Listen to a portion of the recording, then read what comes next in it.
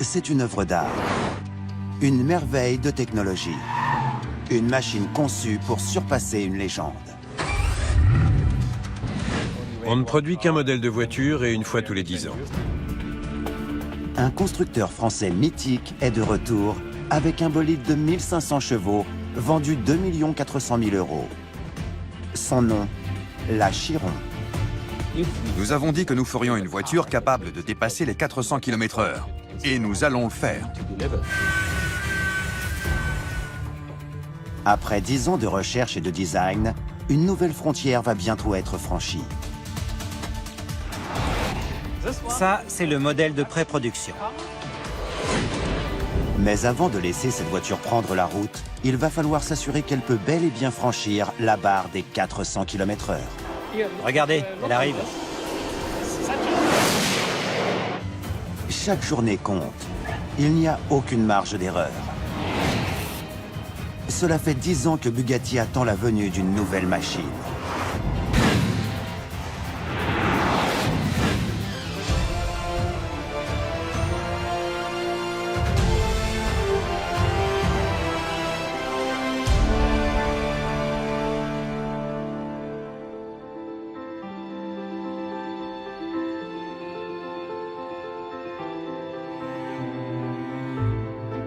Bienvenue à Molsheim, dans le Bas-Rhin. C'est ici que Bugatti, depuis 1909, construit ses voitures de légende. Nous sommes à l'atelier. C'est ici que nous assemblons les Veyron jusqu'à maintenant. Il a fallu l'adapter à notre nouveau modèle, la Chiron. Cette usine automobile est unique en son genre. Ici, tout est artisanal. Personne ne se presse. Pourtant, la tension est palpable. La production de la toute nouvelle hypercar de la marque va commencer d'ici 6 mois. Il reste peu de temps avant que la production commence. C'est une course contre la montre. La Chiron sera fabriquée à 500 exemplaires, vendue 2 400 000 € l'unité, sans option. Un élément suffit à la décrire.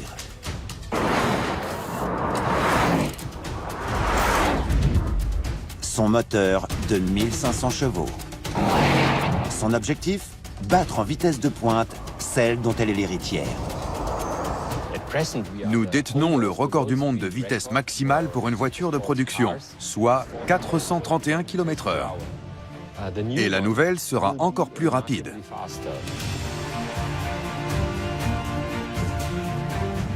La quête est audacieuse. Et pour prétendre atteindre ce but, il va déjà falloir achever le développement de la machine.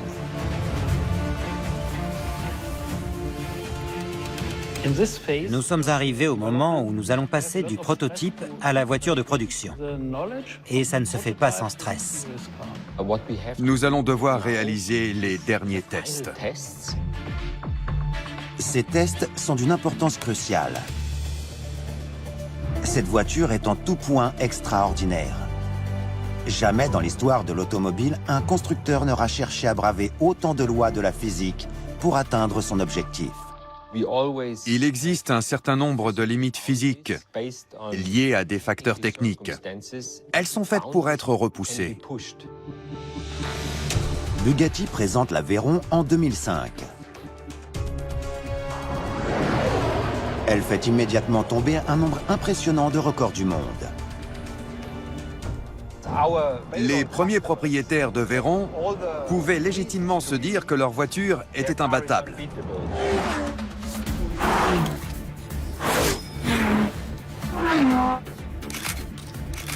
Dix ans plus tard, la donne a changé. La concurrence est parvenue à produire elle aussi des machines capables de rivaliser avec la vitesse de pointe de ce bolide. La consigne que nous avons donnée était de faire nettement mieux que la fois précédente. Dès le départ, l'objectif est clair. Le moyen d'y arriver, en revanche, l'est moins. Dans un projet comme celui-ci, il faut repousser les limites de la physique. Si nous avions des solutions à tous les problèmes dès le départ, ce serait facile. Ce n'était pas le cas.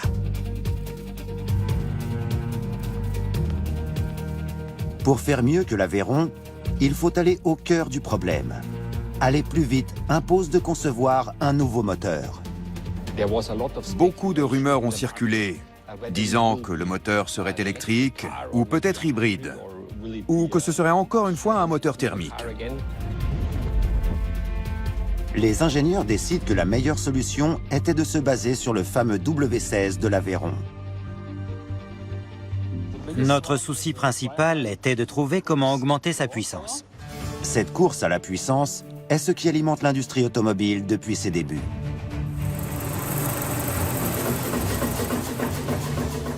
Tout commence en 1886 quand Karl Benz, un inventeur allemand, installe un moteur monocylindre de moins d'1 cheval sur une charrette à 3 roues.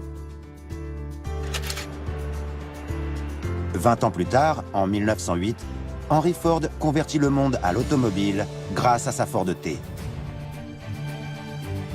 22 chevaux suffiront à transformer la société à jamais. « 47 ans plus tard, la première voiture de production de plus de 300 chevaux débarque sur l'asphalte. Et un autre demi-siècle après, l'Aveyron dépasse la barre des 1000 chevaux. On trouve un peu partout dans le monde des supercars ultra puissantes et offrant de belles sensations de conduite. Dans ce marché, il faut savoir se démarquer pour sortir du lot. En quelques années, l'univers automobile s'est métamorphosé. En 2010, il existe plus de 50 modèles de voitures de production de plus de 400 chevaux. Près de 60 ont des moteurs de plus de 500 chevaux. Une vingtaine dépasse même le seuil des 600 chevaux. Nous sommes dans l'âge d'or du moteur à combustion. Nos concurrents nous ont un peu facilité la tâche. Ils nous ont offert une certaine inspiration.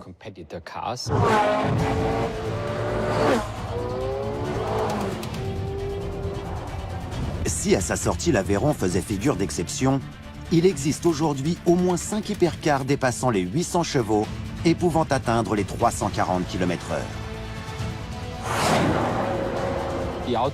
Le marché automobile est l'industrie la plus concurrentielle au monde.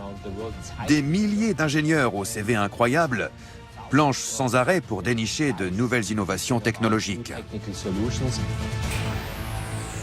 La Chiron sera peut-être la meilleure hypercar de tous les temps. Elle incarnera le zénith de l'ère du moteur à combustion. Ce moteur exploite au maximum les capacités du moteur à combustion. Ça risque d'être très compliqué de loger plus de 1500 chevaux sous un capot de voiture.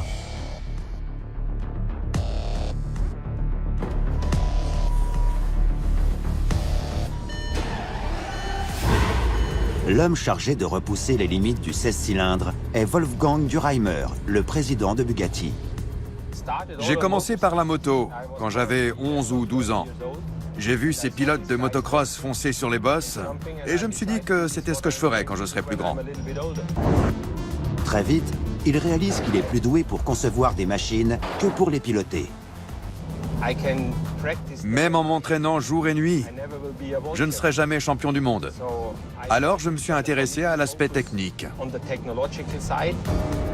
Pour devenir ingénieur, il intègre l'université technologique de Munich, où il obtient une bourse.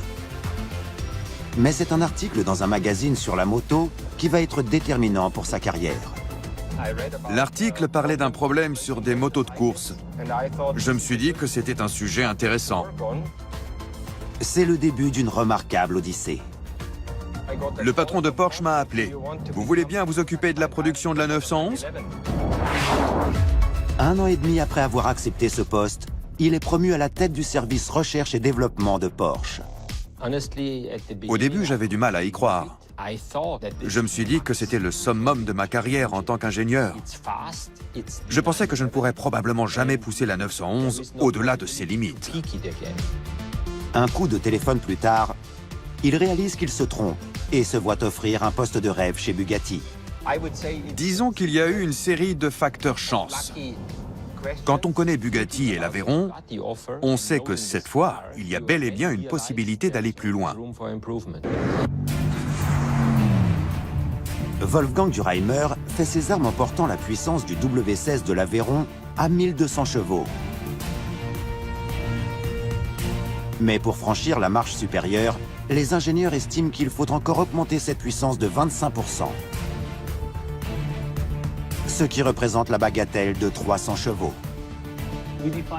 Nous avons établi dès le départ qu'il fallait viser les 1500 chevaux. Ce serait alors le moteur à combustion le plus puissant jamais construit pour une voiture de production.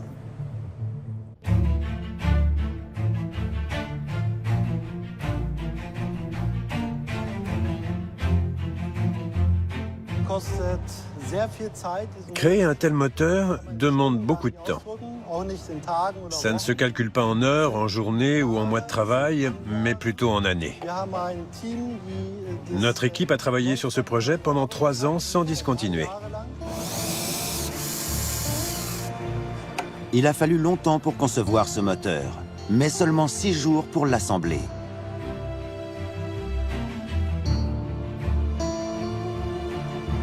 Le W16 a été rénové à 95%. Le secret de son rendement réside dans ses 4 turbos.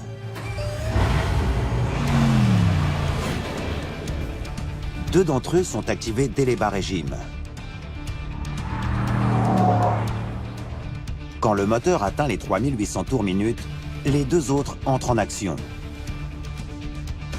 Résultat, le couple maximum est disponible sur 70% de la courbe de puissance. Je dois vous avouer qu'on a eu quelques soucis qui m'ont tenu éveillé la nuit. Ce rendement phénoménal pose un autre problème, celui du refroidissement. Les ingénieurs ont conçu une pompe à eau capable de faire circuler 800 litres de liquide de refroidissement. C'est l'équivalent de 10 baignoires. Lorsqu'elle tourne à plein régime, cette pompe draine ces 800 litres en 1 minute. Une fois le prototype du moteur achevé, il est testé sur un banc de puissance. Et là, un autre problème se pose. On a commencé à faire tourner le moteur, mais le banc a surchauffé et il a cassé.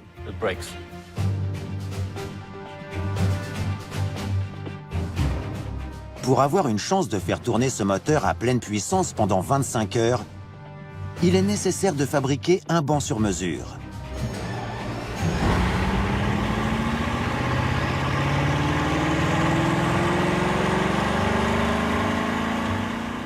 C'est comme si le W16 allait parcourir la distance entre Wolfsburg et Phoenix en Arizona.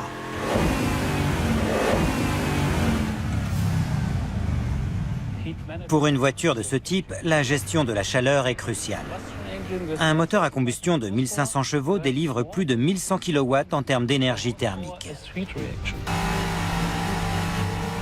1100 kW, assez pour alimenter une maison en électricité pendant 2 mois. Autant dire qu'il va falloir trouver un moyen très efficace de dissiper cette chaleur.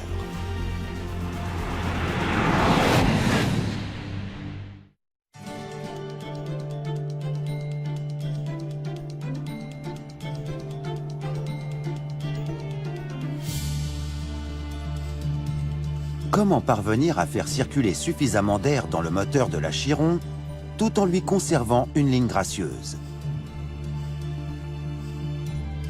Une nouvelle Bugatti, ça ne se fait pas en un claquement de doigts. Ça vous fait passer des nuits blanches. Dès qu'un problème était résolu, il fallait penser au suivant. C'est entre les mains d'Achim Anscheit que la Chiron va lentement prendre forme. J'ai travaillé sur cette voiture pendant plus de 10 ans.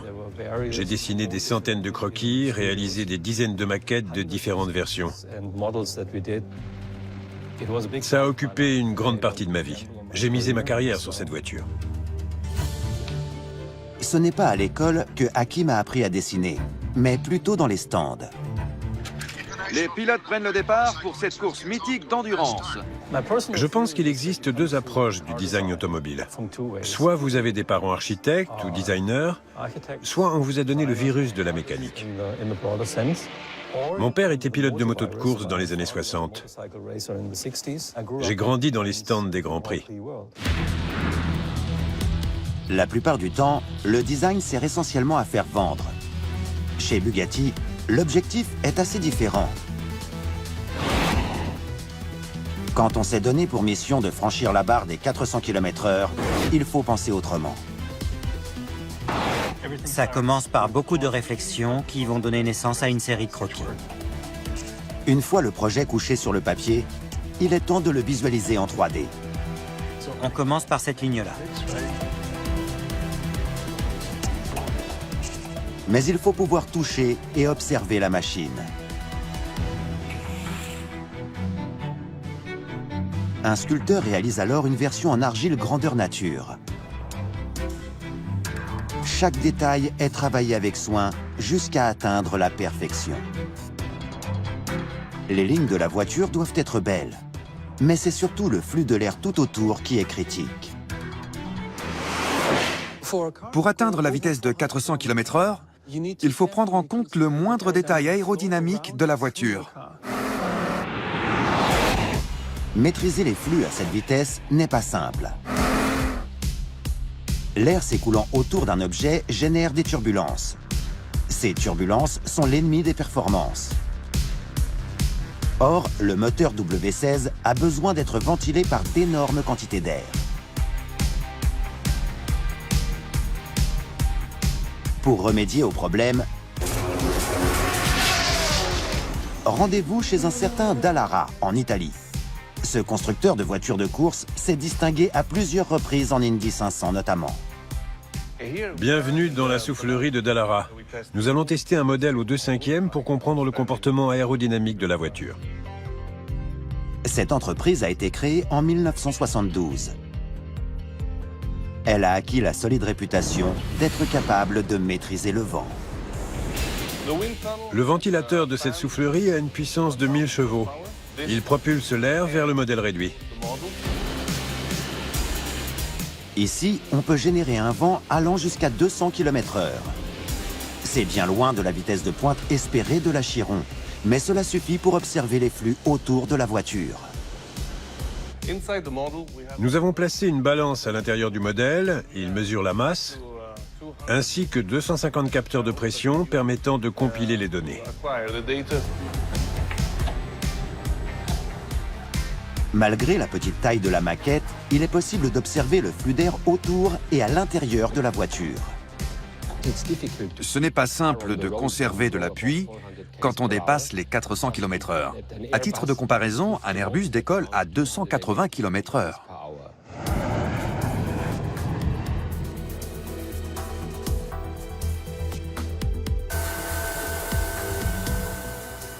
Les études en soufflerie démontrent que le flux circulant autour de la moitié supérieure arrive dans les entrées d'air avec seulement 5% de perte. L'air s'engouffre à l'intérieur de ces évents, ici, puis il est acheminé directement dans le compartiment moteur. Ces larges évents stylisés sont un exemple rare de combinaison entre design et aérodynamique. C'est un de ces moments où on se dit « Eureka ». Les contraintes techniques nous ont guidés vers la conception d'un élément au design unique. Quelque part, c'était un peu comme si le destin s'en était mêlé. C'est l'un des exemples les plus flagrants de mariage réussi entre le design et la quête de performance. Maintenant que le problème de l'arrivée de l'air est résolu, il reste à chercher la solution à un autre problème critique. Comment l'évacuer ? C'est cette problématique qui est à l'origine de la découpe assez originale de l'arrière de la voiture. Sur ce croquis, nous avons l'extracteur d'air et la partie inférieure du pare-choc arrière. Si on arrive à diminuer la pression ici et à envoyer l'air vers le passage de roue, je crois qu'on atteindra notre objectif. Et l'extraction de l'air par l'arrière sera efficace ? Oui, grâce à l'effet Venturi. La découpe de l'arrière de la Chiron revient à placer son pouce sur l'embout d'un tuyau d'arrosage alors que le robinet est ouvert. Le rétrécissement de l'ouverture entraîne une montée de pression, mais également un vide générant une aspiration. L'arrière de l'Achiron fonctionne de la même façon. Une zone de basse pression est générée sur environ 1,50 m, ce qui a pour effet d'aspirer l'air chaud contenu dans le compartiment moteur.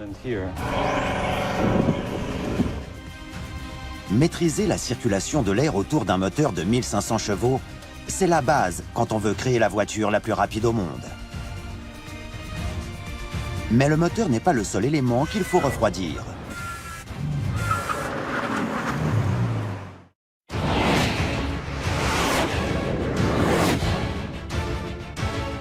Le W16 de l'Achiron développe 1500 chevaux. Mais pour arrêter ce bolide lancé à pleine vitesse, il faut employer quelque chose d'au moins 2 fois plus puissant. Pour arrêter l'Achiron lancé à 400 km/h, il faut 3000 kW. C'est la quantité d'énergie nécessaire et il faut trouver un moyen d'évacuer la chaleur générée. Pour refroidir les freins, les ingénieurs ne font pas dans la demi-mesure. Nous avons un évent situé dans les optiques avant qui achemine de l'air sous pression jusqu'au niveau des freins. L'Achiron, tout comme l'Aveyron, freine non seulement grâce à ses disques, mais aussi grâce à un aérofrein. Si vous roulez à 400 km/h et que vous freinez, l'aérofrein s'active et vous obtenez une décélération pouvant atteindre 2 G. Soit 2 fois le poids du corps du pilote. La puissance du freinage de l'Achiron est phénoménale.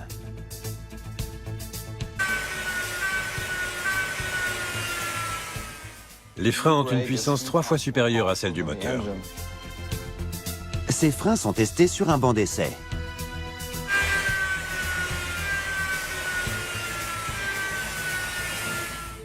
On a des nouvelles du centre d'essai de Michelin? Oui. On en a terminé avec les freins. On va maintenant pouvoir tester les pneumatiques. Il faut plus qu'un moteur surpuissant et des gros freins pour pouvoir évoluer à ces vitesses. Le choix des pneus s'avère également crucial. On sait qu'on va y arriver, mais on ne sait pas encore comment.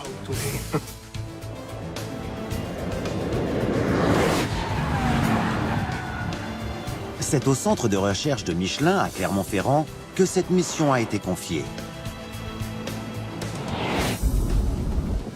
Le centre est notamment doté d'un circuit d'essai mettant les pneumatiques à rude épreuve dans toutes les conditions d'adhérence. Pour ce type de pneus, nous cherchons à obtenir un bon équilibre entre l'adhérence, le comportement à haute vitesse et la durée de vie.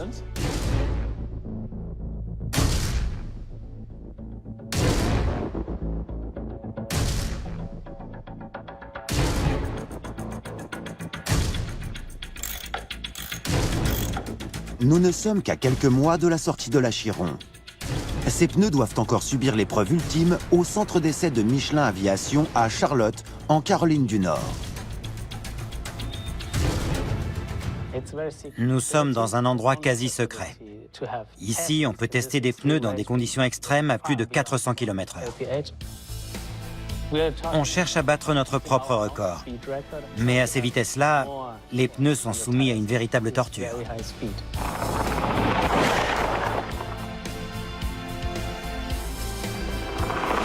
À plus de 430 km/h, la force qui s'exerce au niveau de la valve du pneu est 3000 fois supérieure à la normale. Michelin conçoit des pneus qui sont utilisés pour les 24 heures du Mans.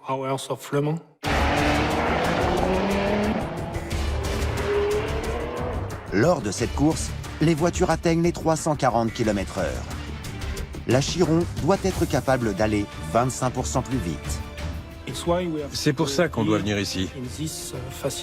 Le banc qu'on utilise habituellement pour le Mans ne permet pas d'atteindre de telles vitesses. Nous avons des simulations informatiques qui permettent d'estimer comment se comporte le pneu à ces vitesses. Mais rien de concret parce que personne ne l'a fait avant nous. Afin de mener cette expérience, les ingénieurs vont utiliser le banc d'essai de pneumatiques le plus puissant au monde.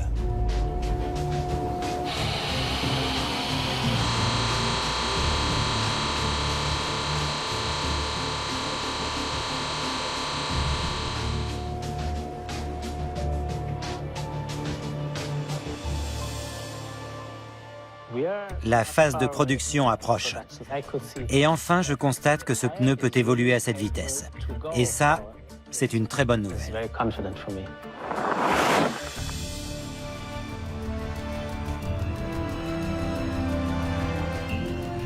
Alors que l'échéance approche, l'un des éléments clés de la conception de la Chiron pourrait s'inspirer de la nature.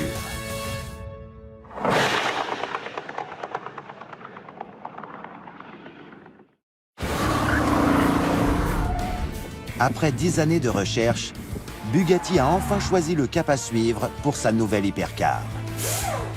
La marque vient de créer et de tester un moteur de 1500 chevaux. Le design de la carrosserie tient compte des contraintes aérodynamiques. Les pneus et les freins sont au point. Pourtant, le sprint final ne fait que commencer. Nos collaborateurs font face à un défi qui se renouvelle chaque jour et qu'il faut surmonter à chaque fois, sans droit à l'erreur. Le décompte avant la livraison de la première voiture poursuit inexorablement sa route et la tension monte. Ce projet, c'est ce qui prime. Il y a des gens dans notre équipe qui ont même oublié l'anniversaire de leurs enfants. L'objectif de l'équipe de design est d'arriver à faire coexister les contraintes techniques et leur sensibilité artistique. On imagine d'abord le design général de la voiture, ensuite le côté technique.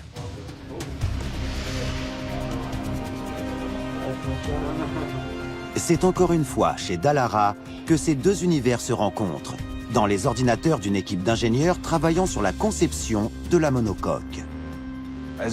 Comme vous le voyez, on est assez nombreux à travailler sur ce projet. Contrairement à une voiture à châssis tubulaire, une monocoque voit sa rigidité assurée par une carrosserie en un seul tenant. La conception de celle de la Chiron tient compte des expériences menées en soufflerie. On utilise un logiciel de CAO en 3D et nous réalisons des simulations sous FEA. Le FEA est un logiciel permettant de simuler les différentes forces subies par la voiture. Nous sommes en train d'observer la rigidité et la résistance de certains points de la structure monocoque. L'opération commence sur un écran d'ordinateur, avant d'être transférée à bord d'un simulateur de conduite très perfectionné. Il permet de tester une voiture avant même sa construction. Au total, plus de 100 000 simulations seront réalisées. Nous avons atteint une raideur structurelle assez importante. Pour cette voiture, la raideur angulaire dépasse les 50 000 Nm. Ce chiffre n'évoque pas grand-chose pour une oreille non initiée. Disons que si vous placiez deux petits monospaces sur la roue avant gauche, la roue arrière droite ne se soulèverait que d'1 degré. Le secret d'une telle réussite réside dans ce que nous a appris Mère Nature. En effet, la structure de la voiture s'inspire du nid d'abeille. On place une structure en nid d'abeille en carbone entre deux feuilles de carbone. C'est une technique que nous avons empruntée à l'aérospatiale. «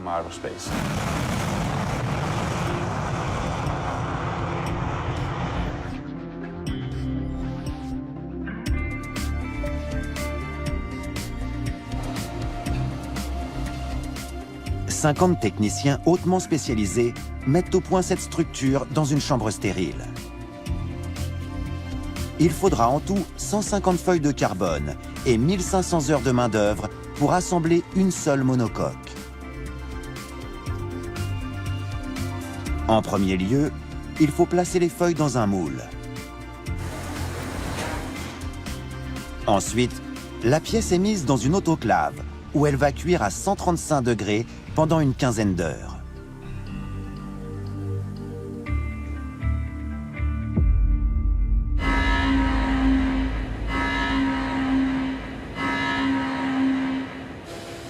Puis, elle est transférée dans une salle hermétique dans laquelle une fraiseuse va retirer toutes les scories, ce qui prend une journée environ.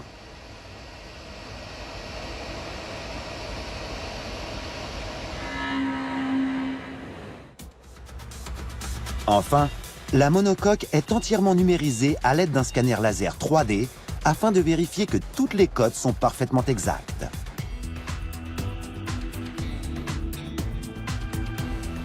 Au final, la monocoque ne pèse que 100 kg.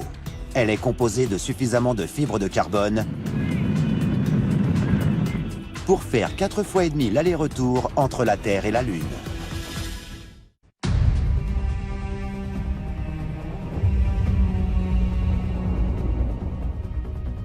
L'échéance approche, tandis que les ingénieurs de Bugatti œuvrent sans relâche au développement d'une voiture attendue depuis plus de 10 ans. Maintenant que la monocoque a été assemblée, il est temps de la mettre à l'épreuve. On réalise des tests sur banc d'essai avant ceux sur circuit. Cette machine permet de faire subir à la structure toutes les sollicitations qu'elle pourrait rencontrer dans les conditions réelles. Au bout de 3 semaines, la voiture subit l'équivalent d'1 an de route. Ce banc d'essai nous permet d'avoir pour la première fois un réel aperçu de la rigidité de la monocoque.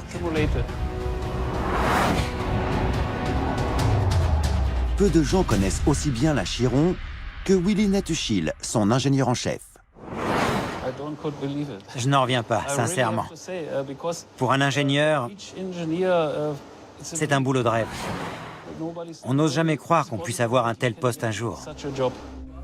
Sa passion pour l'automobile, Willy ne l'a pas contractée sur les circuits. Mais dans la boue, il a dirigé l'équipe du pick-up de Volkswagen. Juste après mes études d'ingénieur, je me suis spécialisé dans les 4x4.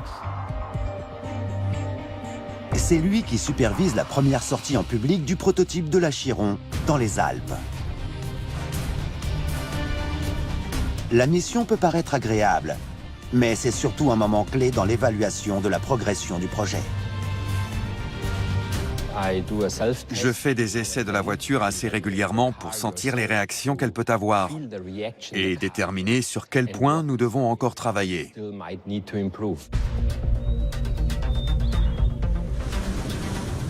Le convoi met ensuite le cap sur le fameux circuit de Nardo en Italie.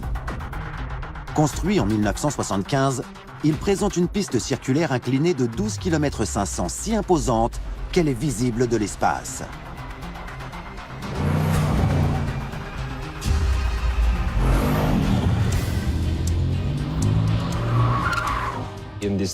Pendant les essais à Nardo, je me souviens avoir ressenti quelque chose au niveau de l'essieu arrière qui ne me plaisait pas. Il a fallu qu'on modifie certaines caractéristiques de l'essieu arrière. Maintenant que ça a été fait, est-ce qu'elle réagit mieux à grande vitesse?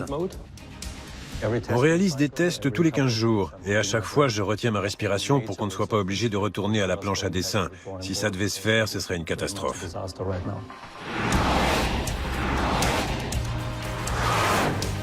La mise au point de la Chiron ne se fait pas que sur circuit.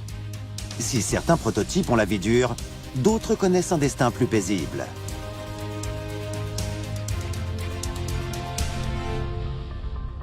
Bienvenue à IndyCar.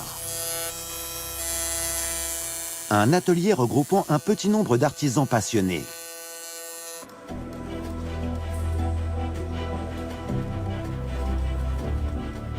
C'est ici que l'intérieur de la Chiron va être préparé. Chaque panneau est réalisé par un seul artisan. Il est ensuite posé sur une réplique de la voiture afin de s'assurer qu'il est parfaitement ajusté. Puis, ces garnitures sont livrées à Molsheim, à 550 km de là. Il ne reste que quelques semaines avant la première livraison. L'atelier Bugatti est en pleine effervescence. C'est la dernière étape avant le début de la production. Tout est assemblé à la main. Vous ne verrez aucun robot dans notre atelier. Nous réalisons plusieurs tâches en même temps, comme en F1.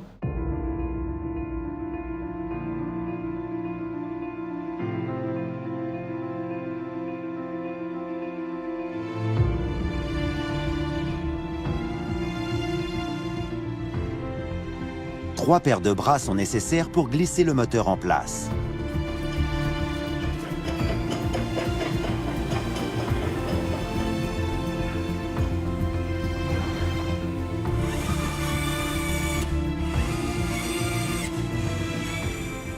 La partie arrière du châssis est fixée à l'habitacle par 14 boulons. Quand vous travaillez sur une voiture prévue pour dépasser les 400 km/h, le moindre détail compte. Au bout d'une semaine, l'Achiron est enfin prête à faire ses premiers tours de roue.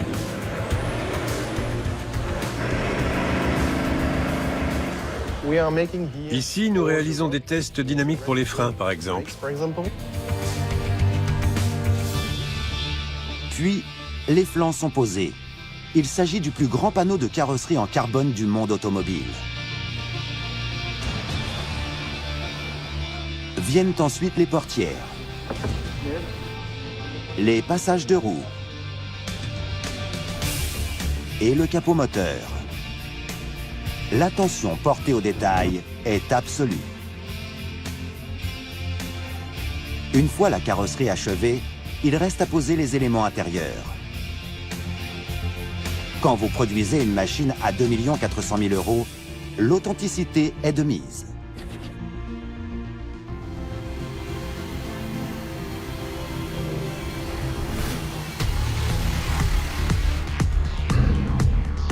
Les prototypes sont ensuite expédiés en Allemagne afin de passer l'ultime épreuve.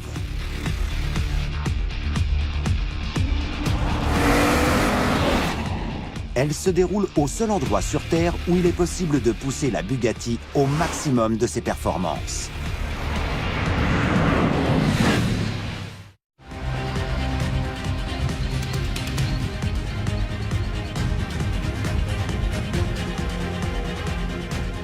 Bienvenue à Air Alessine, sur l'un des circuits d'essai les plus innovants de la planète.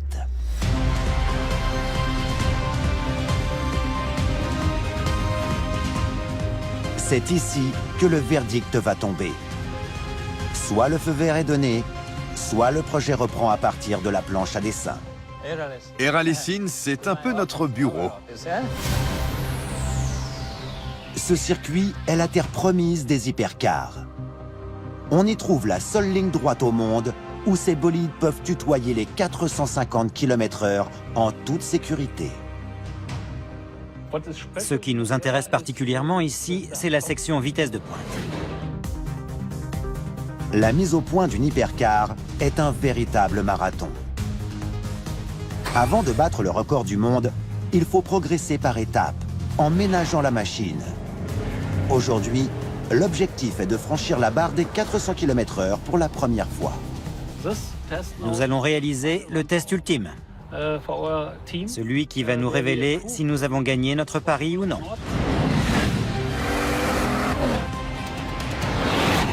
La première livraison approche à grands pas. L'équipe ne peut plus se permettre de retard. Nous allons faire un test de stabilité à 400 km/h. Mais pour ça, il va falloir augmenter très progressivement la vitesse. Le moindre petit réglage a un effet considérable.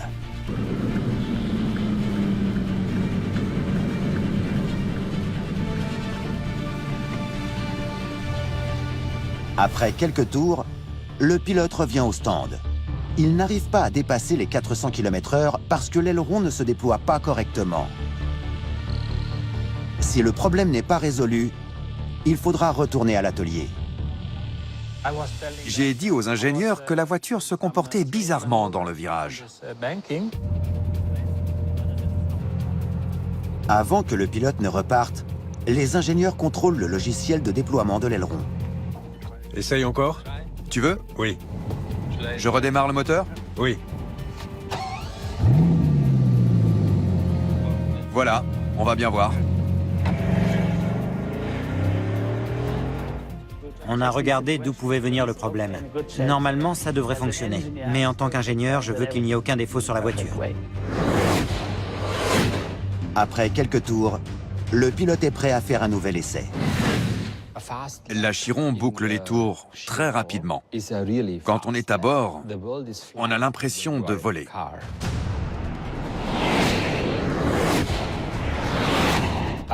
Quand on roule à 400 km/h, il vaut mieux éviter les imprévus.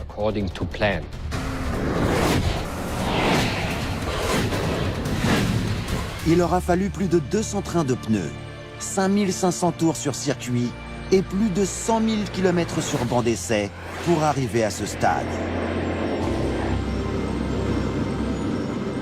Il ne reste plus qu'à franchir la barre fatidique des 400 km/h et l'équipe pourra lancer la production de la Chiron. Ce n'est pas le genre de choses qui s'improvise.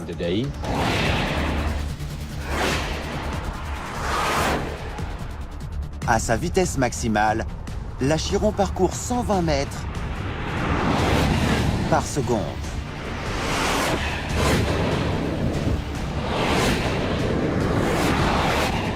Enfin, le pilote parvient à pousser son bolide au-delà des 400 km/h. La vitesse exacte restera un secret industriel. En tout cas, elle est suffisante pour que la phase de production commence. Nous avons travaillé d'arrache-pied pour peaufiner le moindre détail. Et maintenant, regardez le résultat.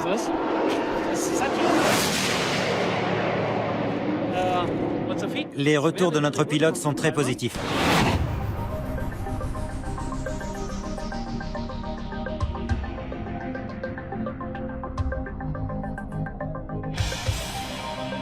Après des années de travail acharné, Bugatti est sur le point d'annoncer une heureuse nouvelle.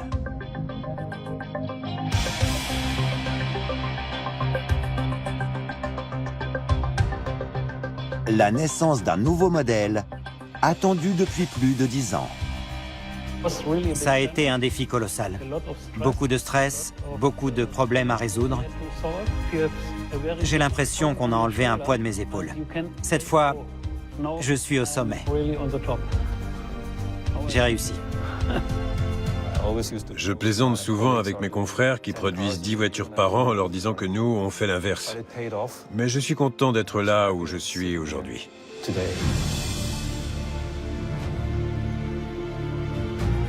La Chiron est née, mais Bugatti ne compte pas se reposer sur ses lauriers. L'avenir dira si la marque est capable de battre son propre record de vitesse pour une voiture de production, détenue à ce jour par la Veyron Supersport. Je pense souvent à ce record. Je suis certain qu'on pourra le battre, mais nous sommes aux limites des lois de la physique. Depuis le début du XXIe siècle, Bugatti est devenu la référence en matière de puissance et de vitesse pure. La nouvelle machine a le potentiel pour atteindre des performances jusqu'à présent jugées utopiques. Nous avons voulu montrer au monde jusqu'où nous pouvons pousser une voiture homologuée pour la route et mettre au défi tous nos concurrents de nous battre. Et je sais qu'ils sont nombreux à vouloir le faire. Nous adorons la compétition. C'est comme une course. Courir tout seul, ce n'est pas drôle. Quand on a quelqu'un à qui se mesurer, c'est plus intéressant. La Bugatti Chiron est un chef-d'œuvre d'ingénierie et de mécanique. Elle marque certainement le point d'orgue de l'ère du moteur à combustion.